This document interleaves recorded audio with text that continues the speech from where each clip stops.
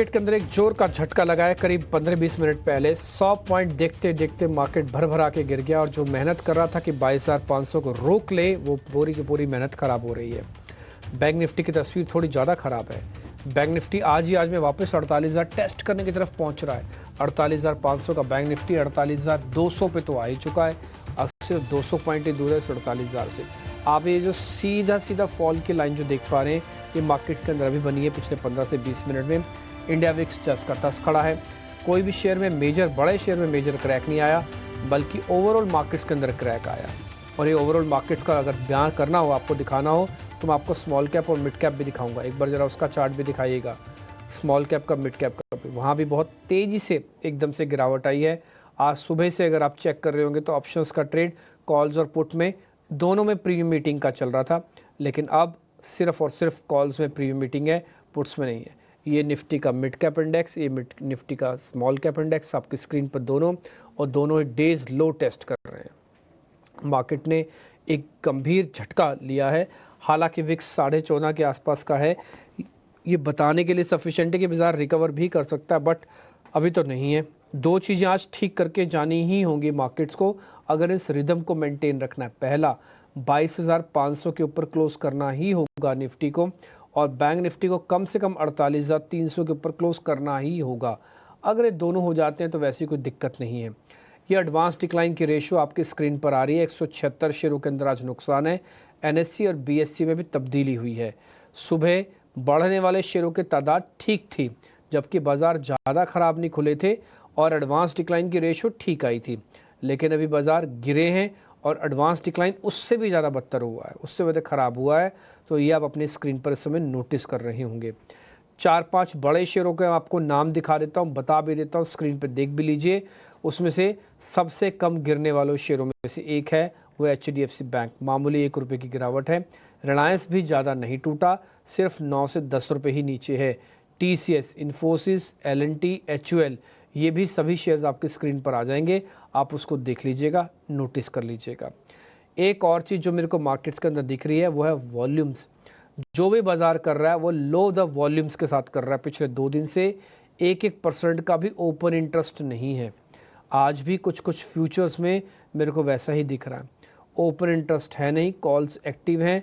22,800 के call supreme active है, वहाँ पे ज़ोर की राइटिंग हुई है। और देखते हैं वहाँ पे और क्या होता है। कुछ इंपॉर्टेंट चीज़ें हैं, यानी कि आज शो में हम क्या लेके आने वाले, ज़रा वो सब चलाइए, फटाफट से बताते चलते हैं। आज शो में खास क्या क्या रहेगा, बड़ी बातें स्पीड से दिखाते जाओ, और उसके बाद हम फिर आज के मेहमानों से दोनों से कनेक्ट हो जाएंगे। श्रीकांत चौहान और ध्वनि पटेल, 2 आज के हमारे मेहमान हैं। इसके अलावा 2 मेहमान और भी जुड़ेंगे हमारे साथ कार्यक्रम में।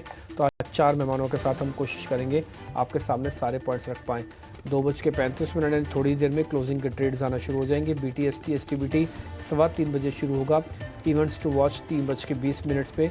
अगर कुछ होंगे इवेंट्स तो हम आपको नोटिस वो करवा देंगे। बड़ी बातें भी आपके स्क्रीन पर आएंगी। सीधा बड़ी बातों के साथ ही शुरू कीजिए। ये जो ऑप्शंस का ट्रेड में अभी आपको बता रहा था कि 22,800 की कॉल में जम के राइटिंग हो रही है। प्रोड्यूसर साहब ने दिखा दिया आपको। ये 27 मार्च की जो कॉल है, इसके अंदर आप देख पा रहे होगे आज 32% टूटी है और ओपन इंटरेस्ट करीब 9% के आसपास का, यानी कि क्लियर कट राइटिंग हो रही है। ये आपको साफ साफ दिख रहा होगा।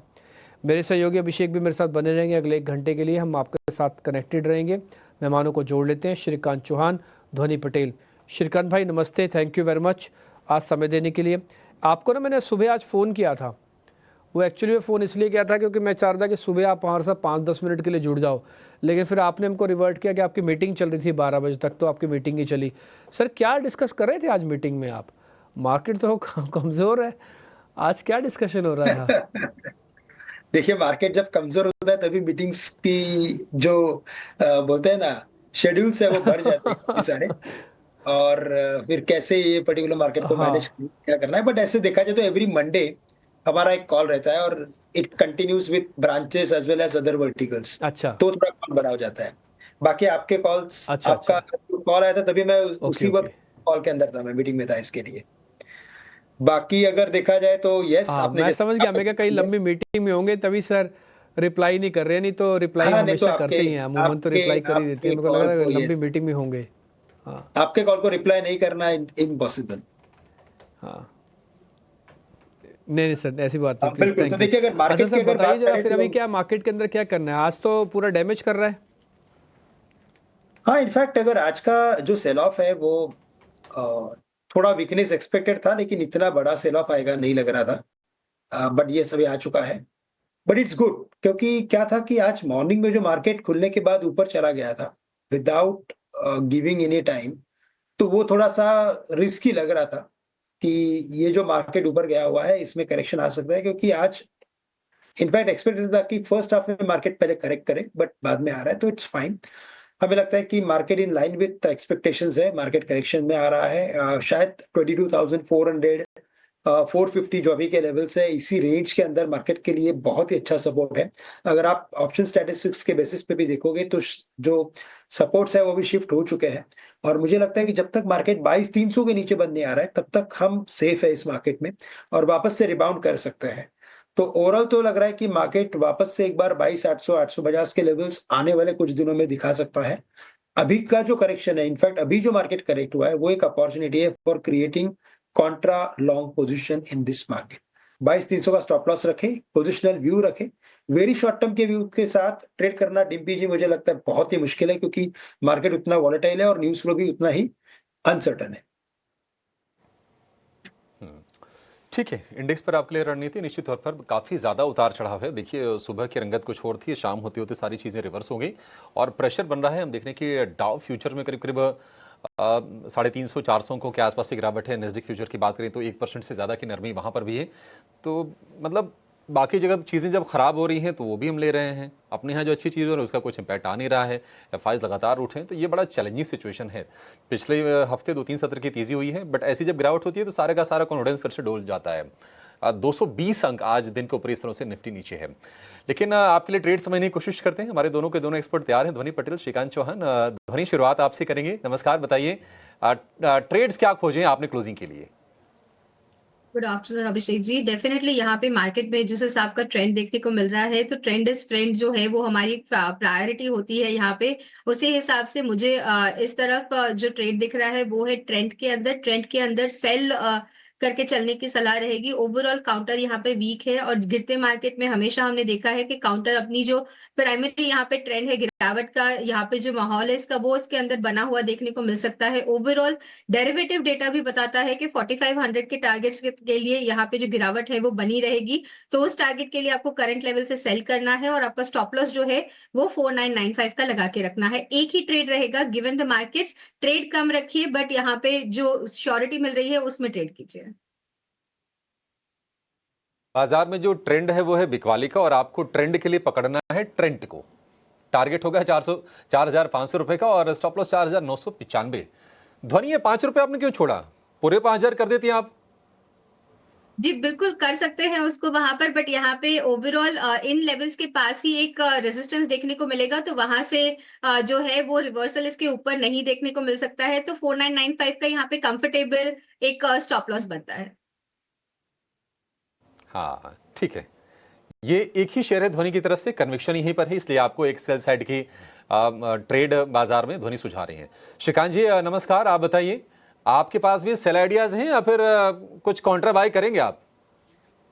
नहीं बिल्कुल, इनफैक्ट जब मार्केट करेक्ट हो चुका है तो कुछ कॉन्ट्रा बेट्स भी लेने चाहिए इस मार्केट्स में, क्योंकि मार्केट ऐसे ही वॉलेटाइल रहेगा, एक रेंज के अंदर ट्रेड करते हुए नजर आएगा।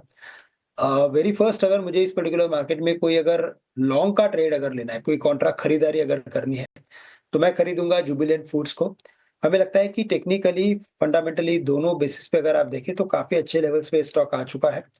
अगर रिबाउंड आता है तो जुबिलेंट फूड यहाँ से वापस से एक बार कम से कम 625 के लेवल्स दिखा सकता है, और स्टॉप लॉस जो है वो आज के लोस के रखने चाहिए। तो 593 का स्टॉप लॉस रखें और करंट लेवल से जुबिलेंट फूड्स को लॉन्ग करके चलें, खरीद के चलें।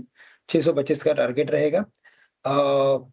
इसके अलावा अगर कोई शॉर्ट की आइडिया अगर इस पर्टिकुलर मार्केट में अगर ट्रेड करनी है, तो वहाँ पे हमें लगता है कि कल्याण ज्वेलर्स, इसमें कंसिस्टेंट सेल ऑफ बना हुआ है, एक बिकवाली बनी हुई है, और आज भी स्टॉक ने अपने प्रीवियस स्विंग लो को तोड़ा हुआ है। काफ़ी अच्छे वॉल्यूम के साथ इस पर्टिकुलर स्टॉक में ब्रेकडाउन आया हुआ है। तो करंट लेवल से भी मुझे लगता है कि इसमें अगर हम बिकवाली करके चलते हैं, तो यहाँ से जो नेक्स्ट लेवल्स रहेंगे वो तकरीबन रहेंगे 385 के, और 385 यानी काफी अच्छा एक शॉर्ट ट्रेड बनेगा। स्टॉप लॉस हमें जो रखना है वो हम 420 का स्टॉप लॉस यहाँ पे रखेंगे। तो 408-9 के करीब ट्रेड कर रहा है, 420 का स्ट्रिक्ट स्टॉप लॉस रखें और टारगेट्स रखें 385 से लेकर 390।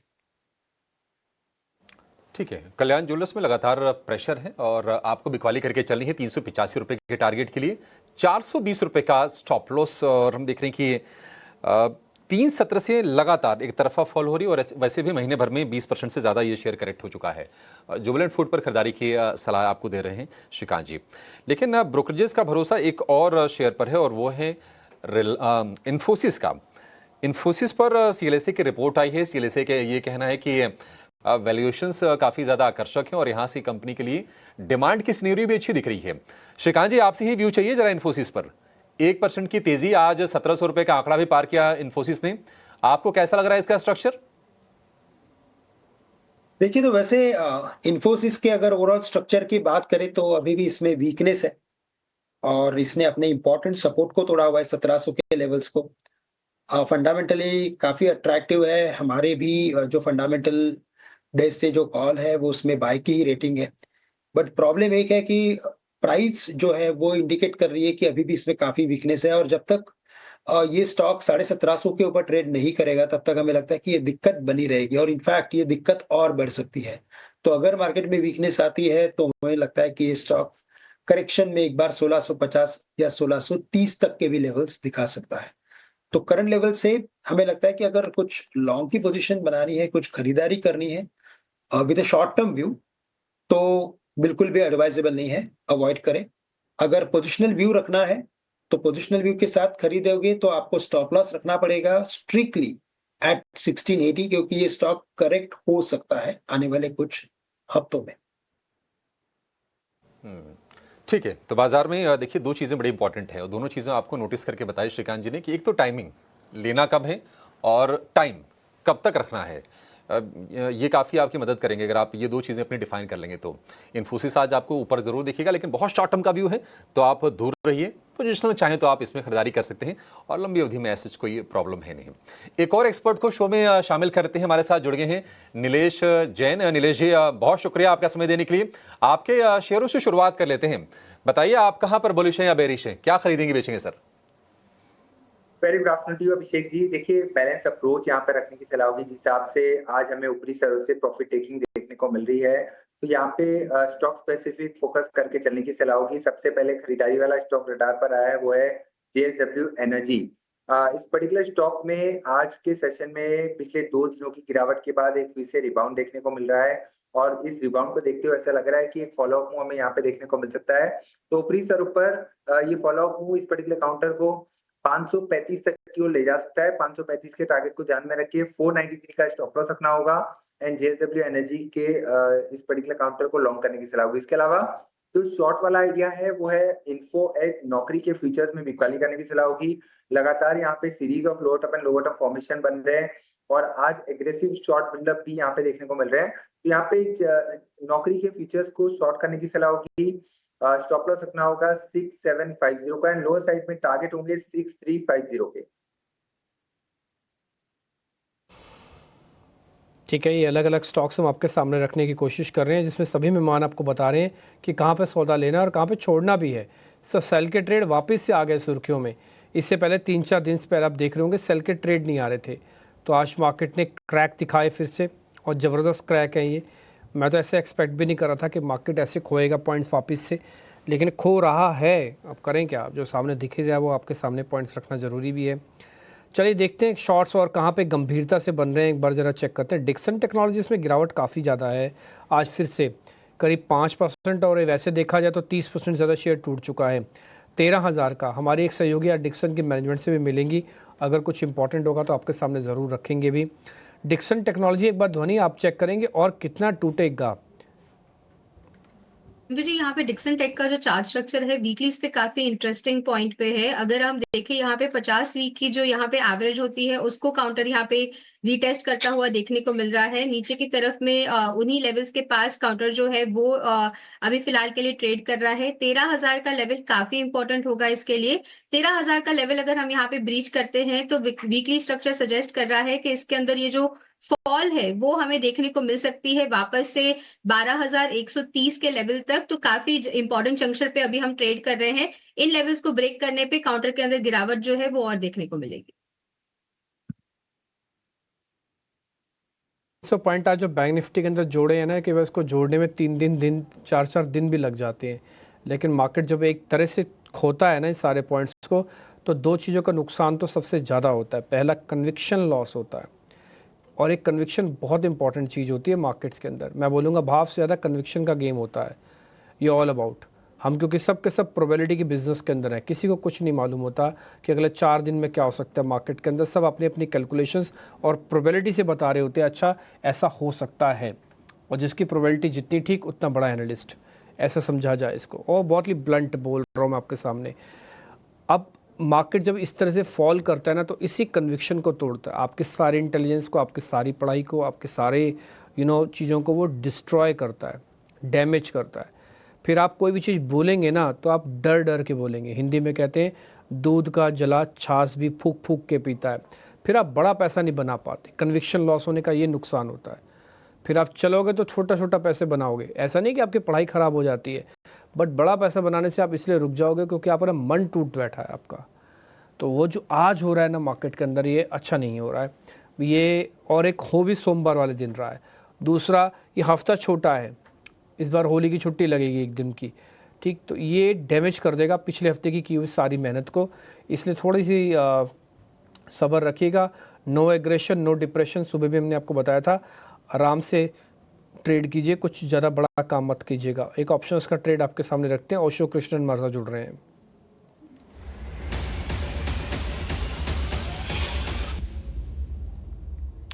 ओशो, कोई पुट ढूंढी है क्या आपने, या फिर आप अभी कॉल्स के साथ ही चलोगे? गुड आफ्टरनून डिम्पल जी। सी ओवरऑल कॉल ही ढूंढा है मैंने, बट मार्केट में जिस हिसाब से थोड़ा फॉल आया है, ये थोड़ा सा मार्केट का मूड माहौल खराब करते हुए दिखाई दे रहा है। बट अभी जिस काउंटर में काफी स्ट्रॉन्ग एडिशन देखने को मिला है वो है एफएमसीजी स्पेस में से HUL। हिंदुस्तान यूनिलीवर में काफी स्ट्रॉन्ग देखने को मिला है। सो HUL पे 2260 का ऑप्शन नियर अबाउट 32-34 के आसपास ट्रेड कर रहा है। सो उस लेवल पे बाई करने की सलाह बनेगी। 18 रुपीज का स्टॉप लॉस मेंटेन करना है एंड 64 तक देखने को मिल सकते हैं। सो ये पूरे सेटअप का जो रिस्क है वो नियर अबाउट 4800 का देखने को मिलेगा। एंड अगर टारगेट अचीव होता है तो 9000 तक के प्रॉफिट्स हमें HUL में बनते हुए दिखाई दे सकते हैं। ठीक है सर, पॉइंट टेकन है। आप अभी थोड़े डिफेंसिव के साथ कॉल्स के साथ चलेंगे तो 2260 की कॉल होगी HUL की। इस पे देखा जा सकता है 3236 एक्सरसाइज प्राइस है, इस पर आप ट्रेड लें। 18 का स्टॉप लॉस, 64 का टारगेट। रेशियो साफ है, 1:2 की कैलकुलेशन सारी लिखी हुई है। अगर आपके पास HUL पहले से पड़ा तो ऑप्शंस मत लेना, और अगर नहीं है तो ऑप्शंस के ज़रिए एक्सपेरिमेंट कर लेना, और स्टॉप लॉस को स्ट्रिक्टली फॉलो करना, ये भी हम ज़रूर कहेंगे आपके सामने। खैर आगे बढ़ते हैं। इस बीच 110 पॉइंट का नुकसान हो चुका है निफ्टी के अंदर, और इस 110 पॉइंट को कमाने में मार्केट्स ने काफ़ी मेहनत की हुई है, और बहुत मुद्दतों के बाद और बहुत ही तकलीफ़ों के बाद ये ऊपर आ रहा था। लेकिन आज 2 लेवल्स तोड़ दिए। पहला 22,500 का एक सपोर्ट था इमीडिएट, वो गया, और दूसरा 48,300 बैंक निफ्टी का इमीडिएट सपोर्ट था, वो गया। तो दोनों अभी तक गए हुए हैं। देखते हैं क्लोजिंग की तरफ हम कहाँ पे बढ़ते हैं आगे। पीडीलाइट इंडस्ट्रीज़ पर दिग्गज ब्रोकिंग नोवामा की एक रिपोर्ट आई है। नोवामा क्या कह रहा है, उसका क्या अनुमान है, मैं अपने सहयोगी रविंदर को अपने साथ जोड़ के आपके सामने रिपोर्ट रखता हूं, और उसके बाद जरा पता करेंगे ध्वनि से। ध्वनि, आप जब तक पीडीलाइट के चार्ट्स देख के रखिएगा, नोवामा की रिपोर्ट्स हम आपके सामने रख रहे हैं। रविंदर बताओ आप। नोवामा ने नोट निकाली पीडीलाइट इंडस्ट्री पर, जहाँ पे उन्होंने मेंटेन रखा है buy rating and target price जो है 3660 का रखा है, जहाँ पे कंपनी के मैनेजमेंट ने हाईलाइट किया है कि जो उनका मेजर प्लान है इलेक्ट्रॉनिक्स और EV एडहेसिव मार्केट में मेजर प्लेयर बनना, और डेकोरेटिव पेंट और वाटरप्रूफिंग कैटेगरी में हाइशा और उनोफिन ये जो प्रोडक्ट है वो काफ़ी इनोवेटिव सॉल्यूशन ऑफर करते हैं, जो कैटर कर सकता है क्वालिटी और ड्यूरेबल फिनिशेस के ग्रोथ के लिए।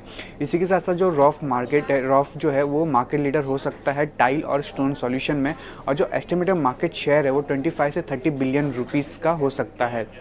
पिडलाइट का जो स्ट्रॉन्ग पोर्टफोलियो है, जैसे कि construction chemical, sealant, water proofing product और इंडस्ट्रियल एडेसिव, ये कंपनी के जो है मार्केट शेयर एक्सपांशन में कंट्रीब्यूट कर रहे हैं। और जो फेविकॉल है वो ईयरली 2 से 3 प्रोडक्ट ऐड कर रहा है। उनका कहना है कि जो कंपनी फोकस कर रही है प्रीमियमाइजेशन, इनोवेशन और रीइंफोर्सिंग ब्रांड लीडरशिप, और जो कैपेक्स है उससे नई फैसिलिटी बनाने पर कंपनी फोकस करेगी, जो 3 से 5% का रेवेन्यू होगा।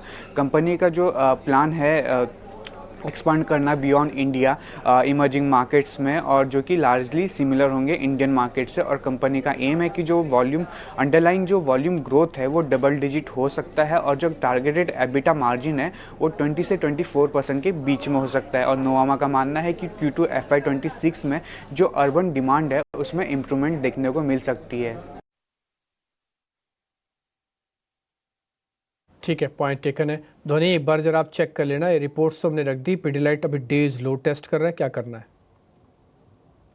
दिव्य जी, यहाँ पे पिडिलाइट का अगर आप वीकली स्ट्रक्चर देखेंगे तो आपको एक 45 डिग्री लाइन दिखेगी, जिस हिसाब से काउंटर के अंदर हमें एक बढ़त देखने को मिल रही है। तो ओवरऑल कोई भी डिप इसके अंदर होती है तो it is one of the counters जो आपको अपने पोर्टफोलियो के अंदर ऐड करके चलना चाहिए। अभी हाल फिलहाल के लेवल्स पे भी अगर हम देखें तो डेलीज पे यहाँ पर एक डाउनवर्ड स्लोपिंग चैनल हालांकि देखने को मिल रही है, बट उसका भी जो यहाँ पे बॉटम है वहां से काउंटर के अंदर बाउंस देखने को मिल रहा है। और यही सेम लेवल्स वीकलीज पे भी हमें कंफर्म करते हैं कि वीकली पे भी इन्हीं लेवल्स के पास एक सपोर्ट जोन बना जहां से हमें बाइंग इंटरेस्ट देखने को मिल रहा है। तो पोजिशनली पिडिलाइट के अंदर आप बाय करके चल सकते हैं। शॉर्ट टर्म बेसिस पे इसका जो टारगेट है वो यहाँ पे 2900 के लेवल्स तक देखने को मिल सकता है। गिवन 2900 का लेवल ऊपरी स्तरों पे क्रॉस होता है तो वापस काउंटर के अंदर अच्छी खासी एक बढ़त जो है वो आपको 3200 से 3300 के लेवल्स तक देखने को मिल सकती है। तो पोजिशनली बाय है यहाँ पे। 2650 का लेवल जो है वो खास करके आपको स्टॉप लॉस की तरह मेंटेन करना है।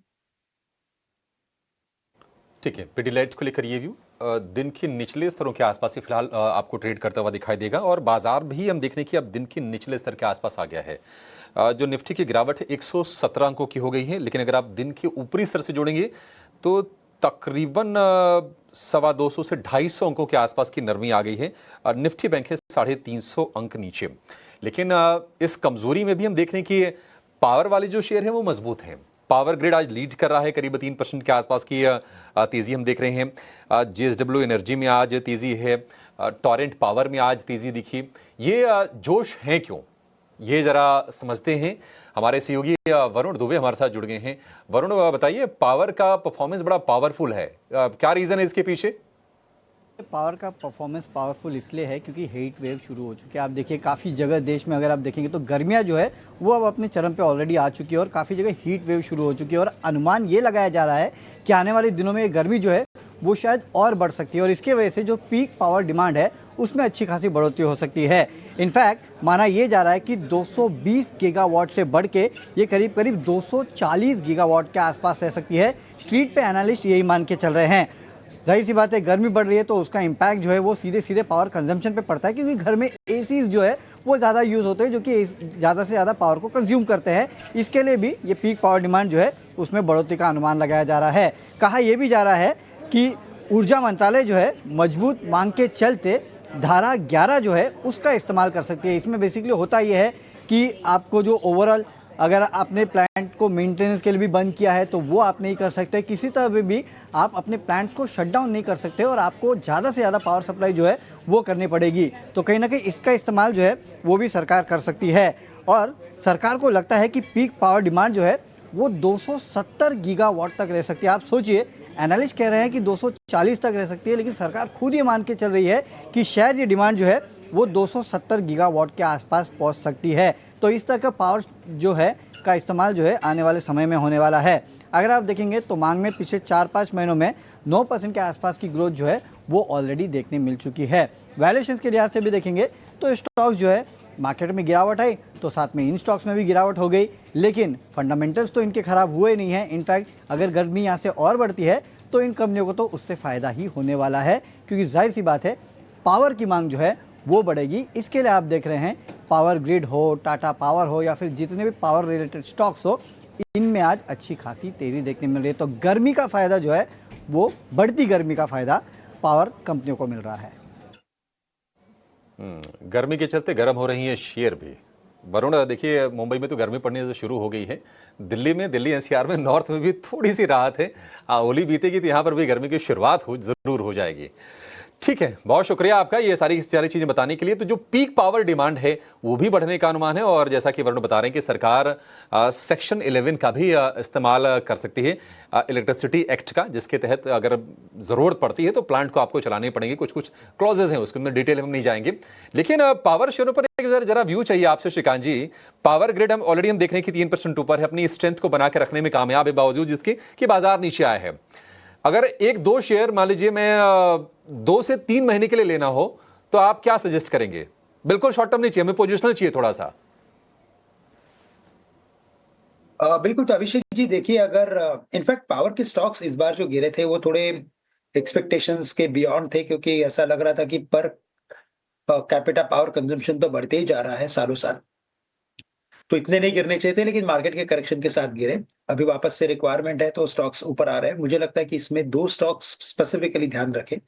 नंबर 1 कोल इंडिया हमें अच्छा लग रहा है। कोल इंडिया में अगर इस पर्टिकुलर लेवल से अगर इसके टेक्निकल फॉर्मेशन को देखें तो इसमें बड़ी गिरावट आई थी 540 से लेकर 350 तक की, और अभी यहाँ पे कुछ bottoming out sort of formation बन रहा है। अगर तेजी बनती है तो स्टॉक कम से कम हमें लगता है कि वापस से एक बार 420 से 30 के लेवल्स दिखा सकता है, तो एक पोजिशनल ट्रेड लिया जा सकता है करंट लेवल से 375 में। अगर स्टॉप लॉस रखना है तो हम रखेंगे एट 355, तो 20 रुपए का स्टॉप लॉस रखिए। 430 के टारगेट्स नजर आते हैं।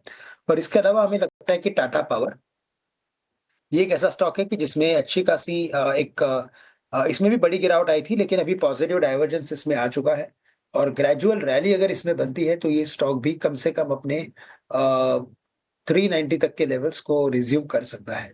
तो करंट लेवल से टाटा पावर को भी खरीदा जा सकता है, और यहाँ पे भी टाइट स्टॉप लॉस आपको रखना है, वो स्टॉप लॉस हम रखेंगे एट 340। तो 340 के स्टॉप लॉस के साथ टाटा पावर को भी खरीदा जा सकता है। बीच अलग अलग स्टॉक्स को लेकर भी कुछ ना कुछ खबरें चल ही रही है मार्केट्स के अंदर। एजीएस ट्रांजेक्ट के शेयर में लगातार गिरावट देखने को मिल रही है। क्या इसकी वजह है, क्या इसका आउटलुक है, बताने के लिए मेरे साथ मेरे सहयोगी शरद जुड़ रहे हैं। शरद, जरा बताएं आप। जी बिल्कुल, एजीएस ट्रांजेक्ट के बारे में बात करें तो यहाँ पे स्टॉक में जो है बड़ी गिरावट देखने मिली है। 2024 के हाई से स्टॉक लगभग 90% की गिरावट दी, और एक महीने में देखें तो 62% का डिग्रोथ देखने मिला है। इसके अहम रीजंस क्या है वो मैं आपको सबसे पहले बताता हूँ।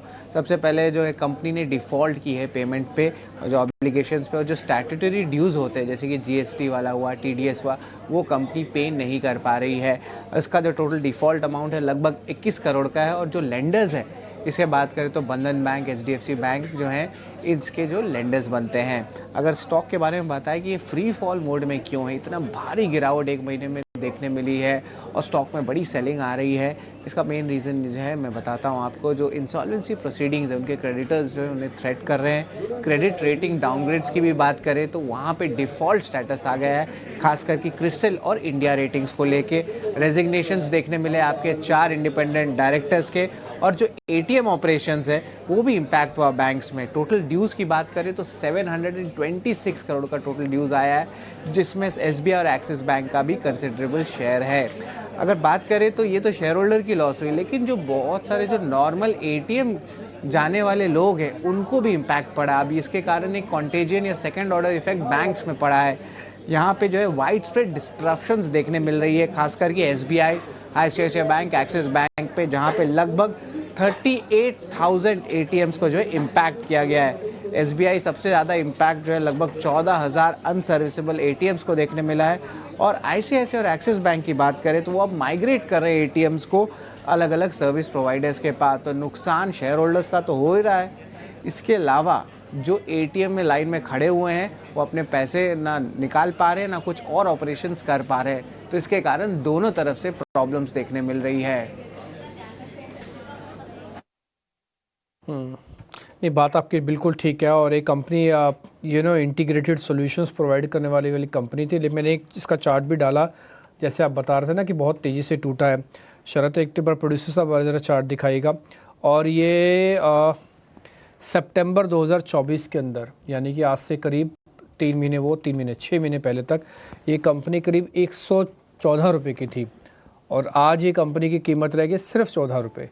100 रुपये चले गए, सिर्फ 6 महीने के अंदर, और नॉन स्टॉप टूटे हैं। बाज़ार तो खैर जो जाएगा सो जाएगा। आप अगर देख पा रहे हैं तो ये देखिए पूरी तरह से ये फॉल्स है। चलो मैं इसका थोड़ा सा एक चार्ट का आपको और बदल के दिखाता हूँ ताकि आपको थोड़ा और क्लियर दिख पाएगा। देखिए अब आपको साफ दिखेगा थोड़ा सा, ये देखिए दिख रहे नॉन स्टॉप आपको एक गिरावट का चार्ट दिख रहे होंगे, सर्किट टू सर्किट पे चलता जा रहा शेयर है ये। एनी हाउ काफ़ी बुरी हालत में है ये शेयर्स, और इस समय इसकी सोल्यूशंस तो आपको पता ही है कि बहुत बुरी हालत है उसका। और खुद शरद भी बता रहे हैं कि कैसे बैंक्स को भी प्रेशर आ रहा है एटीएम फैसिलिटीज़ को प्रोवाइड करवाने में। इसके बारे में क्या पूछे, 14 रुपये का तो शेयर ही रह गया है। ध्वनि आप कुछ बोलोगे क्या इस पे? जी, जिस हिसाब का इसका चार्ट स्ट्रक्चर देख रहा है यहाँ पे, डेफिनेटली कुछ भी कमेंट करने लायक है नहीं इसके अंदर, क्योंकि ओवरऑल लोअर सर्किट के अंदर काउंटर फंसा हुआ है। और यहाँ पे सिर्फ एक ही सलाह रहती है, जितनी जल्दी हो सके अपना निवेश बचाएं। निवेश अब बचेगा भी कहाँ, अब तो 14 रुपीज़ ही रह गए, अब निवेश बचने के भी ज़्यादा चांसेस नहीं ध्वनि। लेकिन हाँ ये है कि थोड़ा सा तर्क रहने की ज़रूरत है, और हमारी कोशिश है इनफैक्ट हम तो ना आपको ऐसे ऐसे शेयर्स ऐसी ऐसी चीज़ें ढूंढ ढूंढ के आपके सामने रखेंगे कि जहाँ पे कहीं भी कुछ भी प्रॉब्लम है ना, तो थोड़ा कोशिश करें हमको पहले भी नोटिस करवाएं कि ताकि आपको थोड़ा बचाया जा सके। दीप्ति पता है मैं कर रहा था, लगातार 26 सेशन का फॉल है एजीएस ट्रांजिट में। 3 साल पुरानी लिस्टिंग है, 250 रुपए के आसपास के भाव थे और वहां से गिरते गिरते देखिए 15 रुपए के भी नीचे। मतलब इन्वेस्टर्स की वेल्थ कैसी रोड होती है, मतलब उसका एक बहुत ही गजब का उदाहरण है ये। और 26 दिन से लोअर सर्किट लगा रहा है, इसका मतलब 26 दिन से आपको मौका ही नहीं मिला आपको माल बेचने का। अगर सिंपल सी बात है, 26 दिन पहले तक तो शायद आप माल बेच भी देते जैसे तैसे करके, लेकिन अभी तो आपसे माल बिकेगा भी नहीं। और देखते हैं अब शायद ओवर लोअर सर्किट और इन लग जाए। 5% का लोअर सर्किट है अकॉर्डिंग टू द रेगुलेशंस। पहले 20% के, देन 10% के, फिर 5% के। मार्केट कैप भी साफ़ हुई पड़ी है। ये प्राइस के हिसाब से मार्केट कैप आप लगा लो तो सिर्फ 14 रुपीज़ की रहेगी। डेट मीन्स अगर 100 रुपये की चीज़ थी कोई तो सिर्फ 14 रुपये की रहेगी है। सिंपल सी कैलकुलेशन, आप वैसे भी डालना चाहो तो ऐसे भी डाल सकते हो। 85 पॉइंट की गिरावट के साथ आइए बाहर इससे। अब 85 पॉइंट की गिरावट के साथ निफ्टी अभी ट्रेड कर रहा है, और 280 पॉइंट की गिरावट के साथ बैंक निफ्टी ट्रेड करता हुआ दिख रहा है। नीलेश जैन, कोई शेयर्स आपकी नज़र में चल रहा हो या आप देख रहे हो, कोई बताना चाहते हो आप? बिल्कुल डीपी जी, देखिए एक स्टॉक है मार्केट में पैनिक सेलिंग हो रही है, विपरीत तरफ मैं कहूंगा प्रॉफिट बुकिंग हो रही है। उसके विपरीत लाल पैथलैब ये पर्टिकुलर काउंटर है जहाँ पे क्लोजिंग के नजदीक आते आते स्ट्रेंथ देखने को मिल रही है। लगभग 3% का हुआ इजाफा हुआ है, लॉन्ग बिल्डअप हो रहे हैं, निचले स्तरों से काफी अच्छा रिबाउंड हमें यहाँ पे देखने को मिल रहा है। तो चांसेस ज्यादा है कि यहाँ पे एक फॉलोअप हमें एज ए बीटीएससी ट्रेड कल के सेशन में देखने को मिले। 2630 और 2665 तक की अपसाइड यहाँ देखने को मिल सकती है। तो सबसे पहला टारगेट 2630, सेकंड टारगेट 2665 का होगा। 2565 का स्टॉप लॉस रख के लाल पैथ लैब को कैरी फॉरवर्ड करके चल सकते हैं। लैब को लेकर ये राय नीलेश की तरफ से। श्रीकांत जी, चूंकि आप थोड़ा बिलीव कर रहे हैं, मैं देख रहा हूं कि आपका कन्विक्शन थोड़ा हाई लग रहा है। आपको शायद लग रहा है कि नहीं बाजार यहां से थम जाएगा और चलेगा। कॉन्ट्रा बेट ही आपसे मैं पूछूंगा, अगर आपको एलएनटी और ओएनजीसी 2 शेयर में से एक चुनना हो कॉन्ट्रा बाय के लिहाज से, आपका कन्विक्शन कहां पर ज्यादा होगा? अभिषेक जी, तो देखिए वैसे दोनों स्टॉक अगर देखें तो काफी लो बीटा के साथ ट्रेड करते हुए नजर आते हैं, और हमेशा ही मार्केट के तेजी में पार्टिसिपेट करते वक्त इनका बीटा काफी लो होता है और गिरते वक्त थोड़ा सा हाई हो जाता है। आज भी हमें वही दिख रहा है कि ओएनजीसी ज्यादा गिरा हुआ है, एलएनटी गिरा हुआ है।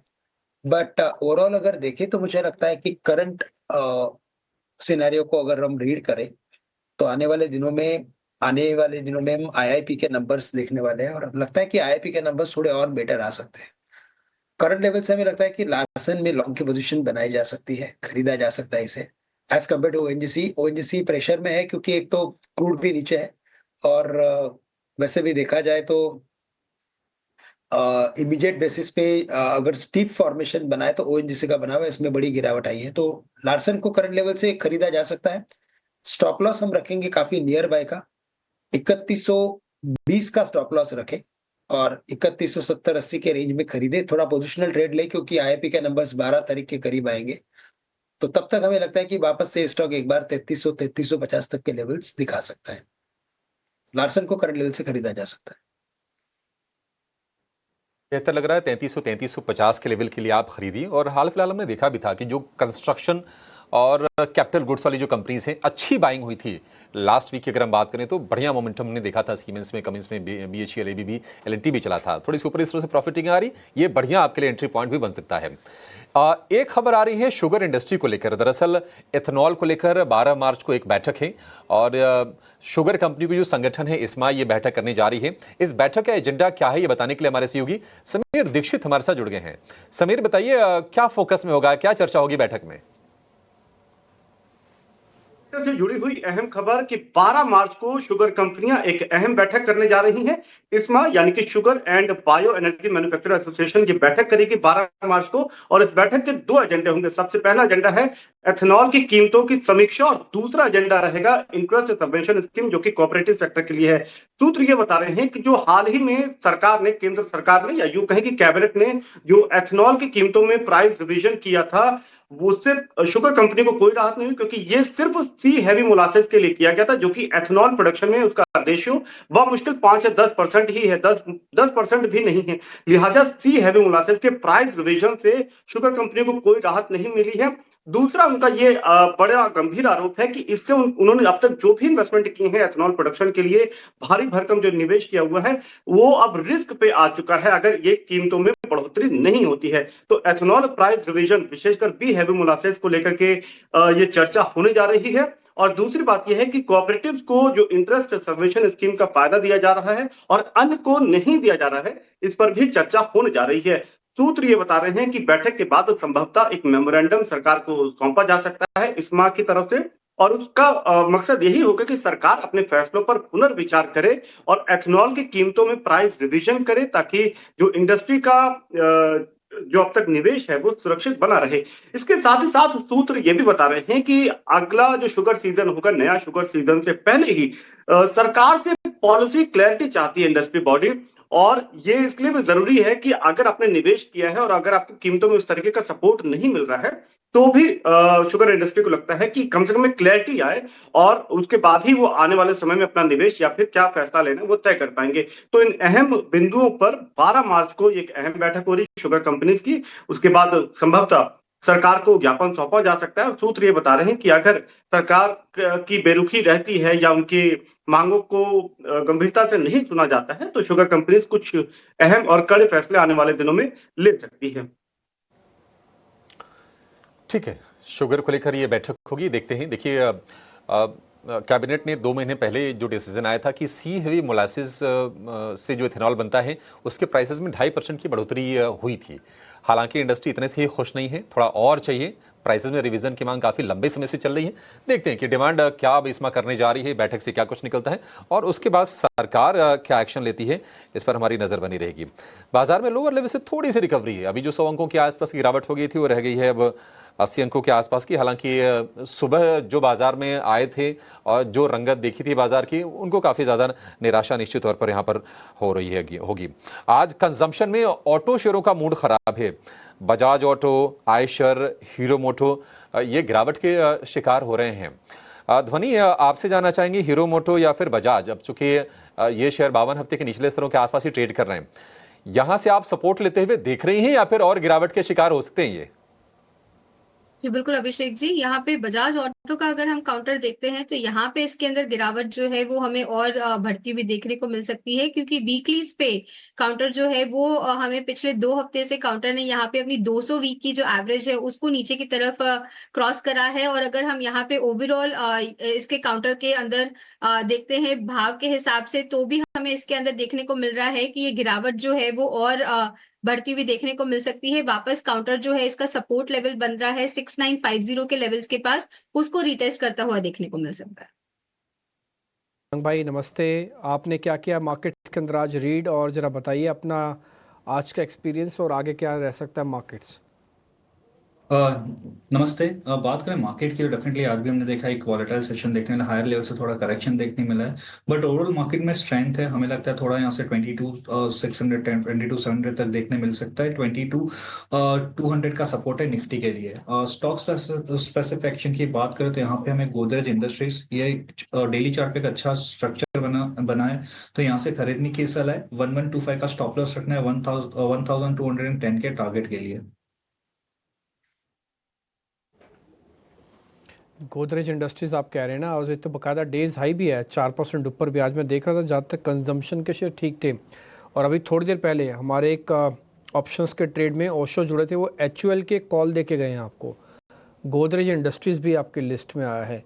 एक काम करते हैं, जरा टाटा कंज्यूमर्स के बारे में पता कर लेते हैं, वो भी एक बड़ी कंपनी है। एक उसका काम करेंगे। श्रीकांत सर, एक बार जरा आप चेक करना टाटा कंज्यूमर्स। तो देखिए यहाँ पे टाटा कंज्यूमर में भी वैसे देखा जाए तो रिकवरी अभी तक मिसिंग है, लेकिन स्टॉक काफी अच्छा करेक्टेड है। और अगर जो लास्ट 3-4 डेज के जो लोज बने थे तकरीबन 940 के आसपास के, इन्हें अगर ये मेंटेन होल्ड कर लेता है तो फिर वापस से हम 1020 तक के लेवल्स देख सकते हैं। तो with a very short term view एक स्पेसिफिक स्टॉप लॉस के साथ आप खरीद सकते हैं, और वो स्टॉप लॉस आपका होना चाहिए एट 940।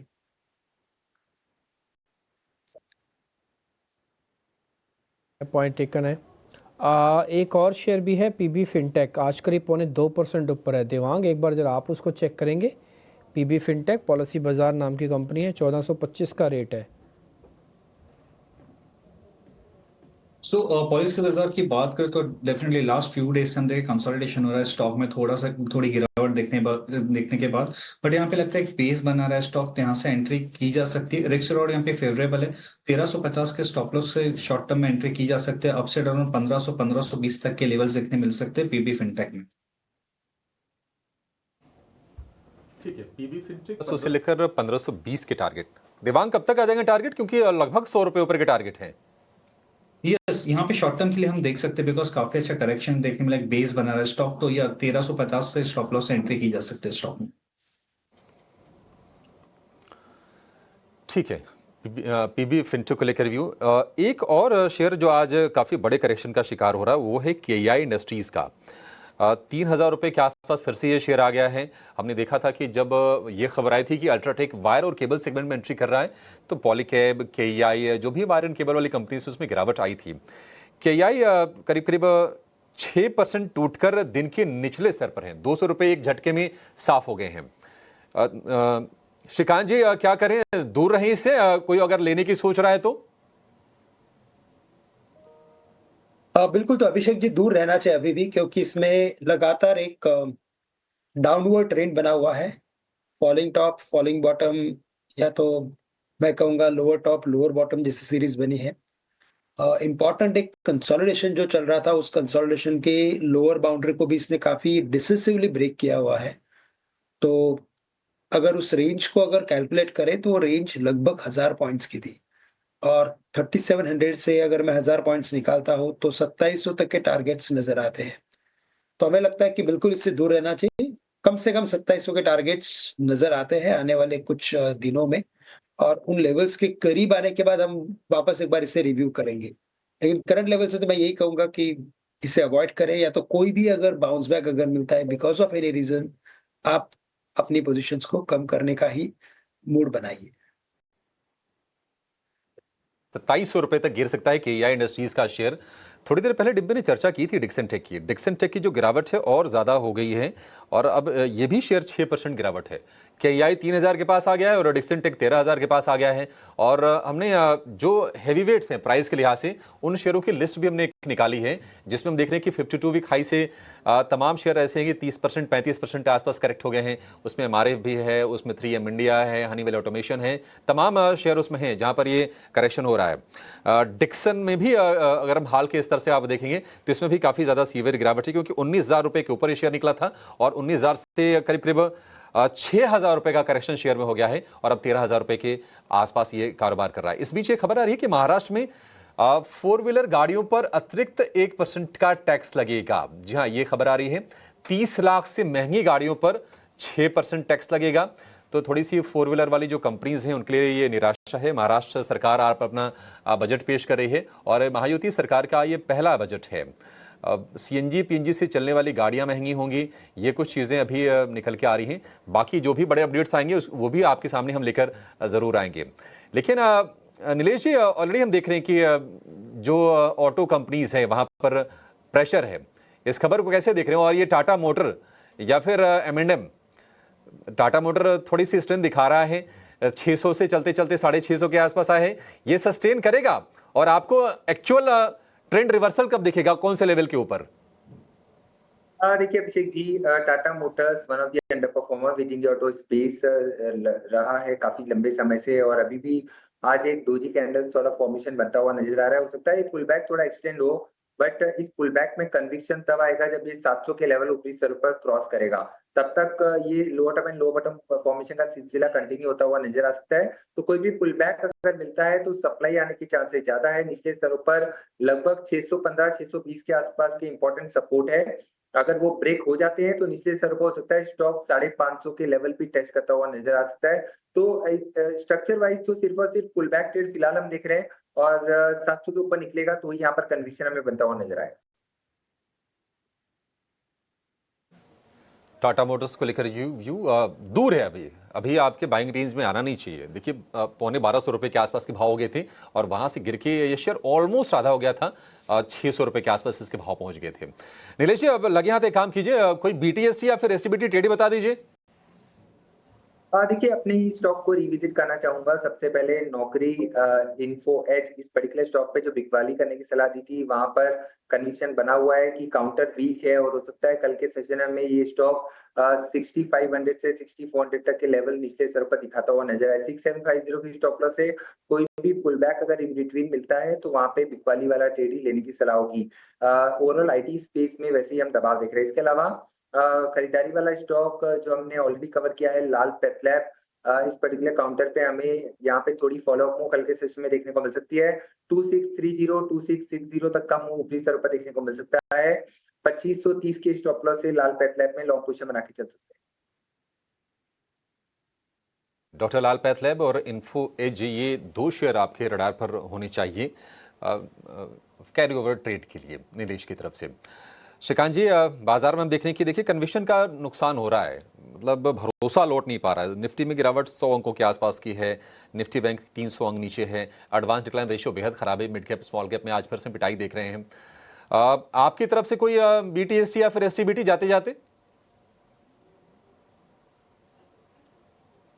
तो देखिए वैसे अगर अब जैसे आपने कहा वैसे कि कॉन्फिडेंस लेवल काफी कम होते जा रहा है लोगों का, और अगर ऐसे मार्केट में अगर किसी एक या दो स्टॉक के साथ अगर अपनी पोजीशन को अगर कंटिन्यू करना है या कैरी करना है कल के लिए, तो मैं यही कहूंगा कि इन लेवल्स पे अगर खरीदा कोई जा सकता है अगर कोई स्टॉक, तो वो है बजाज फाइनेंस, जो तकरीबन 8340 के करीब है।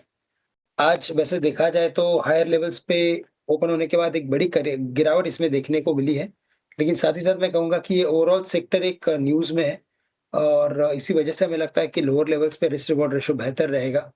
करंट लेवल से अगर मैं इसे खरीदता हूँ 8340 के करीब, तो मेरा स्टॉप लॉस होना चाहिए 8300 का, 8300 का, और हमें लगता है कि वापस से ये स्टॉक एक बार 8450 तक के लेवल्स दिखा सकता है। तो एक रेंज के अंदर ट्रेड कर रहा है और लोअर बाउंड्री पे इसे खरीदना चाहिए। साथ ही साथ शॉर्ट के लिए मुझे लगता है कि कल्याण ज्वेलर्स में तो शॉर्ट करके चल ही सकते हैं, और इसके अलावा अगर किसी स्टॉक में शॉर्ट करना है तो मुझे लगता है कि इंडसइंड बैंक, जो तकरीबन 901 के करीब ट्रेड कर रहा है, यहाँ पे हमें लगता है कि दिक्कतें और भी बढ़ सकती हैं, और अगर ये स्टॉक करेक्ट होता है तो फिर जो नेक्स्ट लेवल्स देखने को मिल सकता है वो वापस से 880 के हो सकते हैं। तो 910 के स्टॉप लॉस के साथ इंडसइंड बैंक को भी शॉर्ट करके चल सकते हैं। इंडसइंड बैंक को भी शॉर्ट करने की सलाह है। आज हम देख रहे हैं कि निफ्टी का टॉप लूजर भी है। देवांग, समय थोड़ा सा कम है, क्विकली कोई ट्रेड है आपके पास BTST के लिए? BTST के देख सकते हैं, पावर ग्रिड ओवरऑल स्ट्रक्चर हमने देखा है, आफ्टर करेक्शन कंसोलिडेशन स्टॉक में ब्रेकआउट देखने मिला है, तो पावर ग्रिड खरीदने की सलाह। स्टॉप लॉस रखना है 262, टारगेट है 280।